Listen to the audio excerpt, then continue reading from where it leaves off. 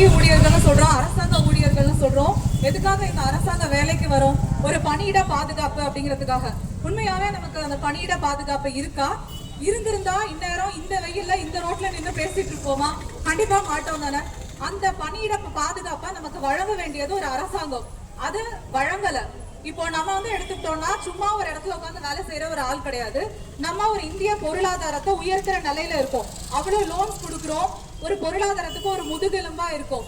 ஆனா இப்ப நம்ம ஒரு லோன் கேட்டு ரெக்கவரிக்கு போகும்போது நம்மள அடிக்கிறாங்கன்னா நமக்கு என்ன தோணும்? நம்ம ஏன் லோன் கொடுக்கணும்? இதுக்கு நான் 7 ஆபீஸ்லயே உட்கார்ந்துருப்பேனே.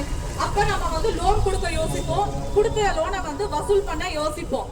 இது என்ன ஆகும்? கொஞ்சம் கொஞ்சமா நம்ம கொடுக்குற லோன்ஸையும் கம்மி பண்ணும். சோ இன்னைக்கு ஒரு ஊழியரை கை வச்சா இத்தனை பேர் வருவோம் அப்படிங்கிறது இந்த அரசாங்கத்துக்கு தெரியணும். இந்த ஆர்ப்பாட்டத்தை இதோட விட்டுட்டு போக கூடாது. அந்த மாதேஸ்வரனை அரெஸ்ட் பண்ற வரைக்கும் நம்மளோட போராட்டத்தை நம்ம எடுத்துட்டு போகணும். இங்க வந்திருக்கிற ஒவ்வொருத்தரும் அவங்கள சுத்தி இருக்க 5 கிளையிலயோ 10 கிளையிலயோ இந்த போராட்டத்தோட தீவிரத்தை எடுத்து சொல்லி எல்லாருமே இதை ஃபுல்லா பார்ட்டிசிபேட் பண்ண வைக்கணும். நம்மளோட போராட்டம் வெற்றி அடைகிற வரைக்கும் இது தொடரணும்னு சொல்றேன்.